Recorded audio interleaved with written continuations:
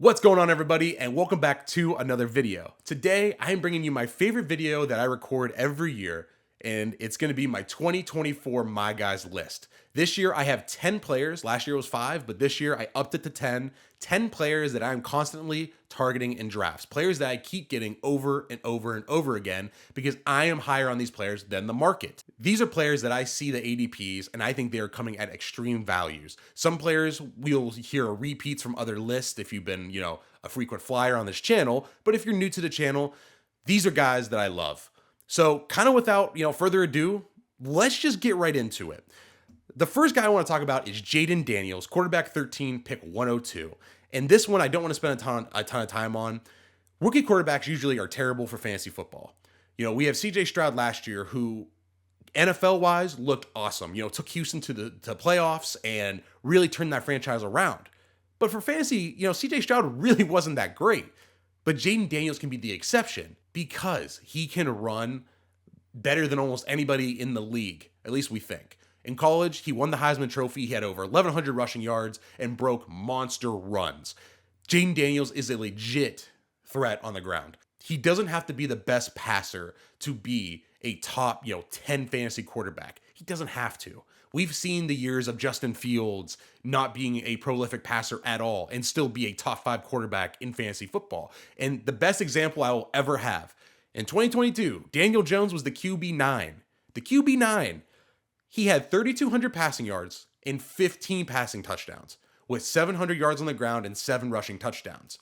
There is no world where that is impossible for Jayden Daniels. I think Jayden Daniels can easily hit all of those. 3,200 passing yards is easy. 15 passing touchdowns as a rookie is pretty normal. I mean, that's one a game. 700 rushing yards with the ability of Jayden Daniels possesses with 7 rushing touchdowns. Maybe touchdowns are the issue, but 700 rushing yards, I think those are all within reach for Jayden Daniels. And the one thing I love about this Jayden Daniels pick is that it's pick 102. That's a 8th, 9th rounder. It's coming so late that it's basically no risk. Where someone pretty, you can compare him to is Anthony Richardson. Anthony Richardson last year played 4 games and didn't really throw the ball a ton, had 3 rushing touchdowns, but didn't even really have a lot of yards. And people are willing to draft him in the 4th, 5th round this year, are really, really high on him. He's all risk, where Jayden Daniels is the exact opposite. He's going so late in drafts that you can either just draft him and then pick someone off of waivers 2 weeks into the season if Daniels kind of flames out or really isn't rushing the ball like we need him to. Or if you wanted to, he's going so late, the quarterbacks to go after him, I have the list right here. It's Jared Goff, Tua Tagovailoa, Caleb Williams, Trevor Lawrence, Justin Herbert, Aaron Rodgers, Kirk Cousins. You could draft any one of those guys 2-3 rounds later and just back them up with Jayden Daniels. Take the risk if you want to call it that, on Jayden Daniels. If he doesn't work, cut him after 2 weeks. Maybe draft one of these guys as a backup to know you have a solid quarterback there just to be able to play if Daniels isn't working out. But at the end of the day, I mean, when you're in a 10th round, 9th, 10th round, take the risk. Take the shot on the upside guy. Because if he throws for 20 touchdowns and 3,500 yards and runs for 707, he'll be a top probably 8 quarterback in fantasy, if not better. So I think it's all honestly upside and no risk with Jayden Daniels. And that's why he's my number 10 player. Little soft, rookie quarterback. But next on my list is a cheat that I'm going to talk about, but it's someone I'm cheating on a little bit. It's a group. This is the Joe Mixon, Alvin Kamara, Kenneth Walker trio, because they're going back to back to back in Fantasy Pros half PPR ADP at 43, 44, and 45 overall. So why I'm talking about these guys is because Kenneth Walker would be my guy. And I've talked about Kenneth Walker in every video. Every mock draft, I basically take him. I like this group so much because they provide you with a lot of different strategies. They're going to pick 43, 44, 45, which would probably be roughly a 4th to 5th round pick. So with these guys consistently going in the 4th, 5th round, you can do a lot of different strategies. If you wanted to start off your draft with receiver heavy, that's kind of the fantasy philosophy for this year is wide receivers go heavy. So if you took 2 or 3 receivers to start off your draft and you have Joe Mixon, Alvin Kamara, Kenneth Walker as your RB1, sure, it's technically less than ideal, but you're not in the worst shape ever. these guys can be RB1s. And Alvin Kamara and Joe Mixon specifically have been nothing but RB1s in the past couple years, especially in PPR leagues. I mean, you have two guys who can catch the ball in the backfield really, really well. Kenneth Walker, to me, is just really talented. I think the upside on him is tremendous because I think he's a really, really great player. You know, if that's the kind of the strategy you want to do where you take receivers early like everyone is, you have Joe Mixon, Alvin Kamara, and Kenneth Walker you can target as RB1s. And then if you went with another strategy where you went, nah, I want to take maybe a quarterback or a tight end early, and you'll still hit receivers heavy. You still have these guys to fall back on. And even if you went running back early, you can get technically Joe Mixon, Alvin Kamara, or Kenneth Walker as your RB2 or 3 if you went RB heavy. So these guys can be really solid, literally RB1s, RB2s, or flexes depending on your draft strategy. I think these guys are crucial to your teams in the fourth or fifth round, and I would not pass up on Mixon, Kamara, or Kenneth Walker in the fourth or fifth round. I think they are like vital pieces to rosters, and that's why those three are my guys. I think get one of those guys in that group, and you'll be okay this year. Next up on my list is number 8, Devonta Smith, going as the wide receiver 23, 47 overall. The Eagles' offense last year was pretty much a mess. I mean, they fired their OC. It was a bad year. And watching those games, you saw Jalen Hurts turn into a completely different quarterback, and they just were scared to go down the field. You know, I think Kellen Moore can really install a new scheme here to actually incorporate a vertical passing game that they just did not have last year. I mean, it was bubble screen after pass to the flat to Dallas Goedert. It just wasn't a good offense.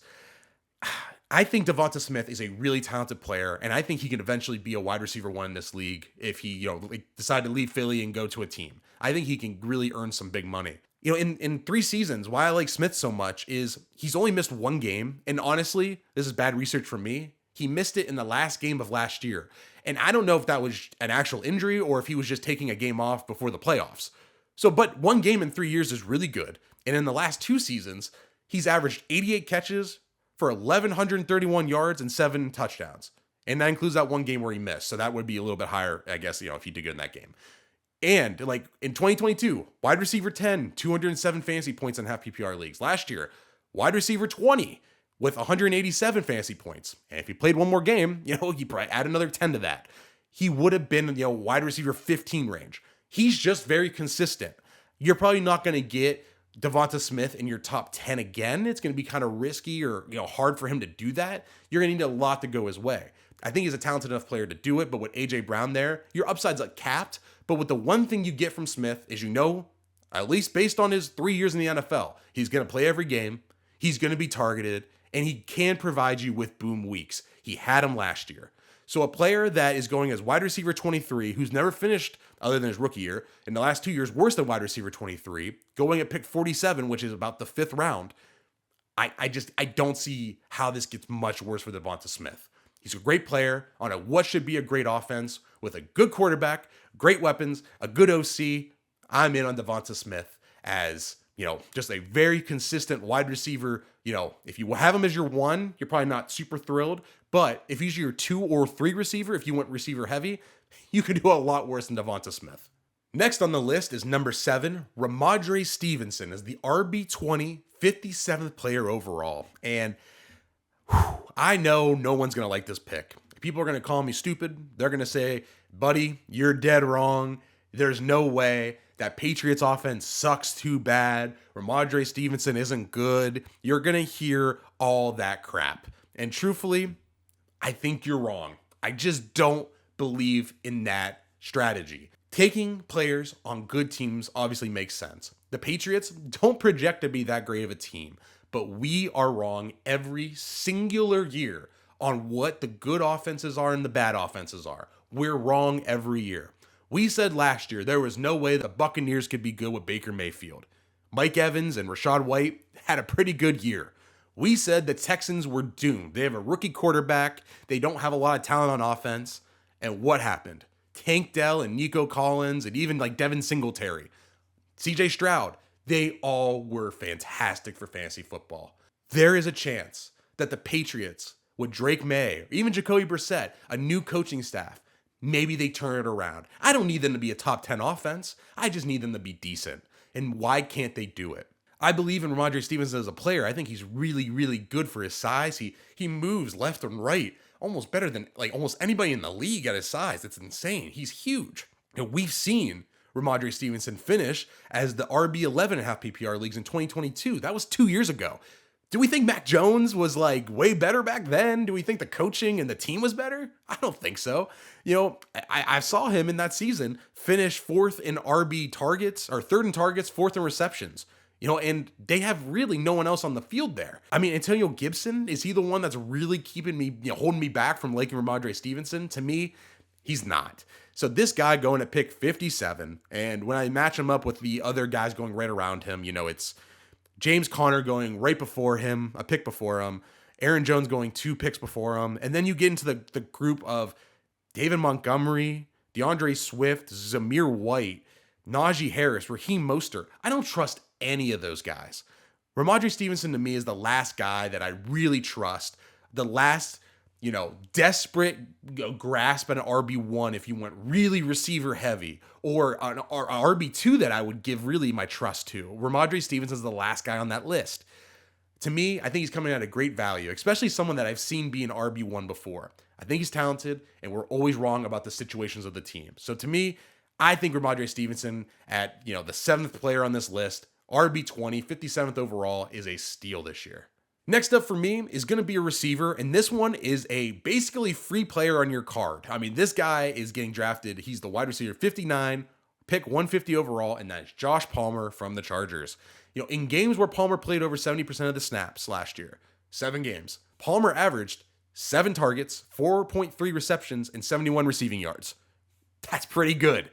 He had 100, if you average those out over a full 17-game season, he would have averaged 110 targets, or finished with 110 targets, 73 receptions, 1,200 yards, and 2 touchdowns.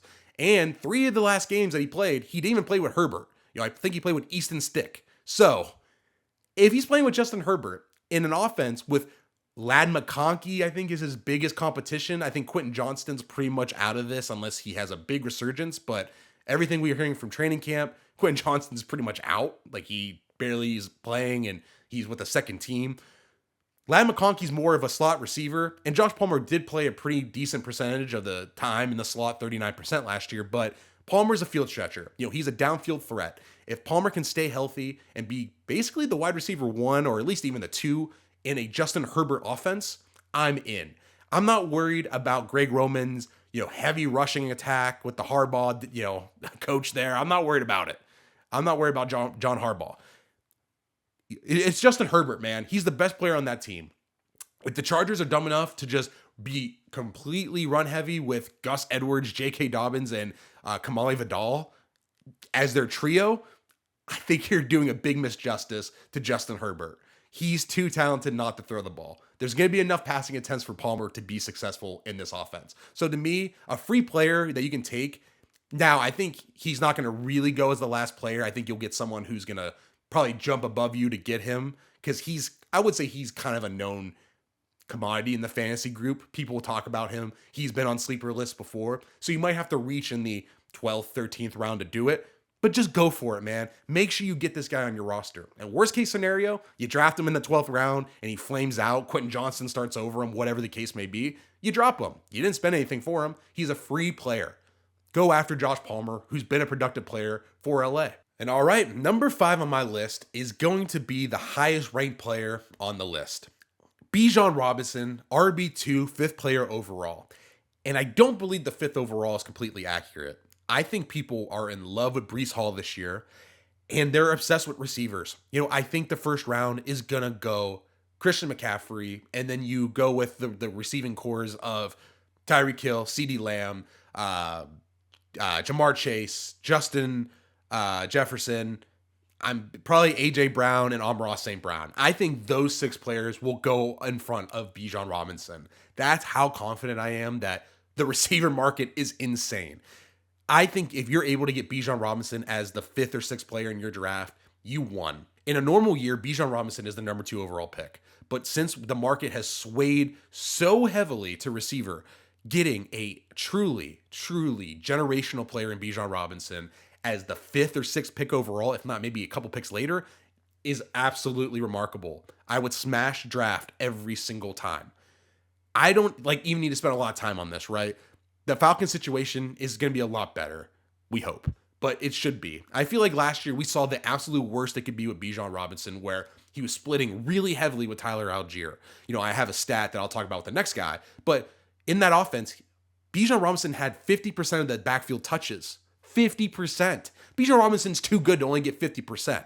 There's no Arthur Smith anymore, so that should get pretty much corrected. And like I said, in round one, if your league goes wide receiver heavy, and you can start your draft off with Bijan Robinson, and you want to zig while everyone zags, and you even want to go and get Saquon or Jonathan Taylor in your second round if possible, and just stack up your running backs, I think that's a 1-2 punch combo that will be elite. So Bijan to me is just being undervalued, where last year, like I said, was the worst case scenario he could have been in an offense where he shared a lot of work. This year, where Kirk Cousins is a quarterback, I think Bijan's destined to like smash it. I think he's determined. It's written in the stars for me. He is destined to be the number one running back this year in fantasy football. And although he's being drafted as the number 2, number 3 RB, he's not getting valued that way. So smash Bijan Robinson in your first round. Alrighty, number 4 on my list as we're nearing the top is Jaylen Warren as the RB28, 84th player overall. Now, as I'm recording this, he did like pull or tweak his hamstring, which has him in question for week 1. But for me, dude, sign me up. That just means he's going to drop even farther in drafts. I think Jaylen Warren is the league-winning pick this year. I 100% believe it. Arthur Smith, like I just talked about, used the Atlanta running backs in a really terrible mix last year. Bijan Robinson, the RB1, one of the most talented guys in the NFL, had 272 touches last year. That's 50%. Tyler Algier had 204 touches at 38%. And then Cordero Patterson played about 70 or 60 touches, 11%. So last year, the split was Najee was 57%, Jaylen Warren, 42% of the touches. Is going to take the number 1 running back and only have them play 50% or get 50% of the touches. I think that means Jaylen Warren is just due for an upgrade. In a year where he had 210 touches, I see no reason why. Like Jaylen Warren can't be a 250 touch player. He is electric, man. Najee Harris just wishes he could be the player that Jaylen Warren is. Warren to me is just special. He catches the ball out of the backfield better than almost any running back in the league. He's explosive. He's powerful for his size. He has the left-right movement that you really want, that Najee Harris doesn't possess. Najee just isn't a 3-down player. He had that one fake season with like 70 catches, but Najee just isn't the player that Jaylen Warren is. Warren last year in 2023 was 5th in RB targets and receptions, 6th in RB yards per touch, 25th. He was the 25th RB. But played in a scoring offense that only had 13 total passing touchdowns and the 5th worst scoring offense at 17 points per game. So, in an offense with maybe Russell Wilson or Justin Fields, who should be better than Kenny Pickett, even though they're not great, I can just see Warren taking over this backfield and being awesome. And even if he doesn't, if he finishes with 210 touches again this year, he was a 1,100-yard player last year. You can't get much worse than that. In pick 84, so the 7th round? To me, this is another one that it's all upside. This is an all upside play with really no risk. At the end of the day, you're going to get a productive player in round 7, 8, and you have the chance of him taking over this backfield and being a 250 touch player and taking that next step. To me, Jaylen Warren is all upside. Now, if his hamstring's really bad, if we find out after this video that he's not going to play for the first 4 weeks or goes on IR, then I'll be concerned and I'll maybe take a step back, or I'll just really wait to draft him.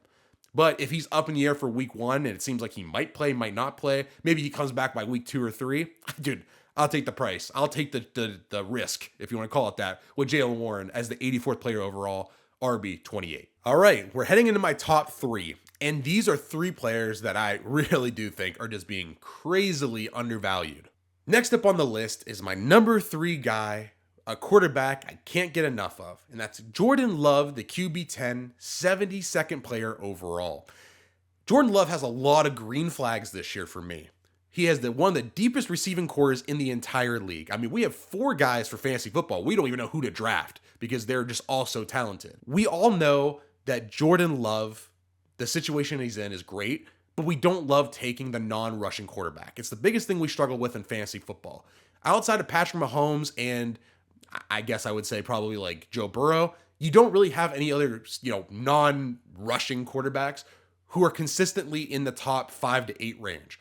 It wavers year by year by year. But last year, Jordan Love was one of the QBs, one of the 4 QBs that throw for 30 passing touchdowns. I just don't see how it gets much worse unless he takes a step back. I think he's great. And going as the QB 10, 72nd player overall, he runs a little bit on the ground, 2 to 300 rushing yards a year, which isn't nothing. It's something. Jordan Love's a good player, man. At the end of the day, I think he's a good player in an offense that's stacked. And he's coming at the discounted price. When looking at it, you don't have to take the crazy players from last year. I don't know why he's getting disrespected, where Anthony Richardson jumps up to 52. CJ Stroud, who only threw 23 passing touchdowns as a rookie. I know he had this big, real life NFL renaissance, but CJ Stroud literally threw 23 touchdowns last year. I just saw Jordan Love throw 32 touchdowns. 32. I just saw him do it. I saw him be the QB5. Why are we not drafting him as the QB5? And then even other players, Kyler Murray, we know he has the rushing upside, but he's never really been a great passer. Dak Prescott, he's very hit or miss and plays in a receiving core with just CeeDee Lamb. There's not really anyone else I trust there.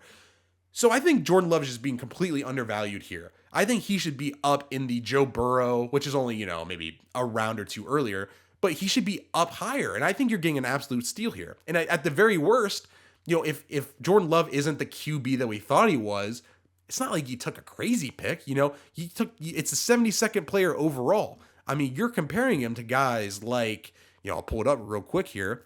You're comparing him to guys like Evan Ingram, Raheem Mostert, Christian Kirk, Chris Godwin, Calvin Ridley, Jaden Reed, Tony Pollard. Players that I'm not really too stressed about missing out on, except for one of them, wink, wink. But Jordan Love at the end of the day, going as the QB 10, 72nd player overall, when he was just the QB 5 last year and was one of 4 quarterbacks to throw for 30 touchdowns, and he had 4 rushing touchdowns.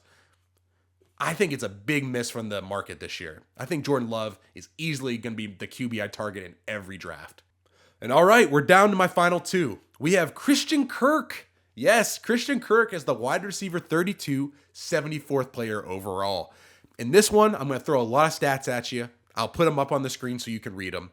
But Kirk has been a very solid receiver the past 2 seasons. In 2022, he finished the year with 84 receptions, 1,100 yards, and 8 touchdowns. Half PPR leagues, that's the wide receiver 11, right? 11, a wide receiver 11. And then last year, on pace before he was injured, he played weeks 1 through 12. If you average his stats out from those games before he got injured in week 13, where he played like 7 snaps, he was on pace for 87 receptions, 1,100, almost 1,200 yards, and 5 touchdowns. That's the wide receiver 17 in half PPR leagues. Last year, he was 20th in targets, 17th in reception, 14th in receiving yards if you average out his stats on his average.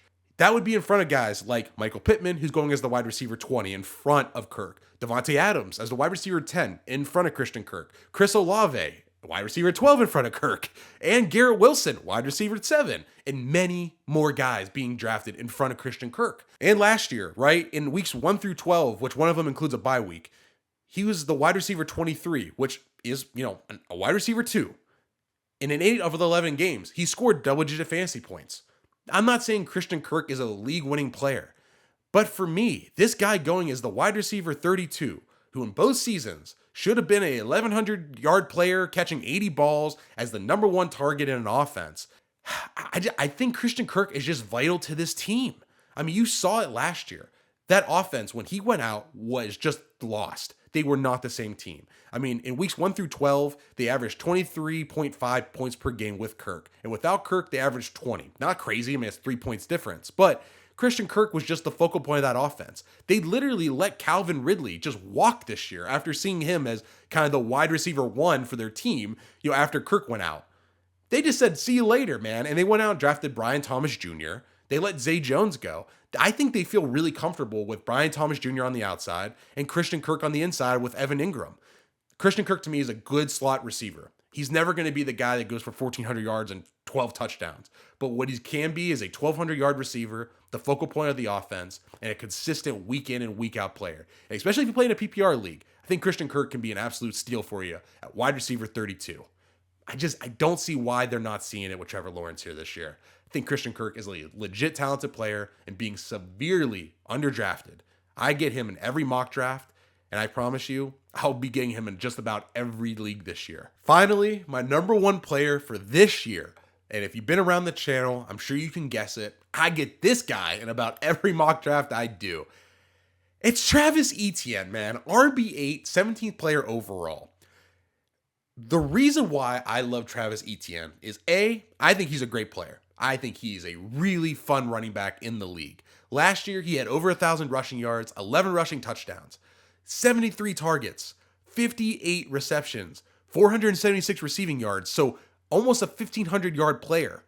In 2 years in his NFL career, he was hurt his rookie year, but he came back and had 1,400 yards in his first year back with only 5 touchdowns. This past year, 1,400 yards, almost 1,500 yards in 12 touchdowns.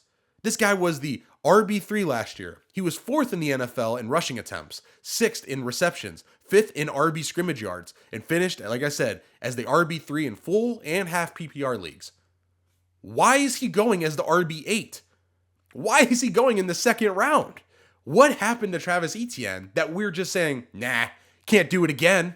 He already did it for 2 years. Sure, the touchdowns took a big spike this year, but on a team where Travis Etienne is getting all the carries, everybody was worried about Tank Bigsby. He gets everything in that offense. Travis Etienne is a good player. I just don't understand it. And basically up until this point, I think players like Derrick Henry and Devon Achane, who go right next to him, are going to be players that go above him because people want the new thing. Travis Etienne may not have, 2,000-yard upside like Achane does. He might not have, 20 touchdown upside like Derrick Henry has. But what Travis Etienne has for me is he bust proof? Sure, injuries can happen to anybody. But a player that I just saw on the same Jacksonville team go for 1,400 yards in back-to-back seasons, be, top 5 in RB catches. I mean, what's the downside here? Sure, maybe he runs for 5 touchdowns again. But at the end of the year, I think you still have a really good running back that's pretty solid week in and week out. I know he kind of took a dump at the back end of the season, which, understand, people might have a sour taste in their mouth. But, man, at the end of the year, if I can get the RB3 in all formats in the late second round, I think that's how you win your league. I would be so happy starting with an elite receiver in the first round and then coming back and getting Travis Etienne as my RB1. Or if you wanted to go if I could start my draft off legitimately with Bijan Robinson and Travis Etienne, I am in absolute heaven. I think I just struck gold. And that's something I'm heavily targeting this year. So for me, Travis Etienne is easily, by far, I think the biggest steal in fantasy football this year at RB8. Honestly, he's going anywhere from 8 to like 10 or 11. The 17th player overall, I've got him in mock drafts at pick 17 all the way to like 23, 24 on the turn. If you can get Travis Etienne as the RB8, 17th player overall, congratulations. I think you struck out big. And all right, those were my 10 my guys for 2024. Thank you for watching the video. I really, really do appreciate it. If you liked the video, leave a like down below, subscribe to the channel for more content. I have more videos coming before your drafts. I'm going to get them out ASAP so we can all be prepared for our fantasy football drafts coming up in the upcoming weekend and Labor Day weekend. So once again, thank you for watching. Comment down below if you agree with my guys and who are you targeting this year. Let me know. Thanks for watching. I'll see you guys next time.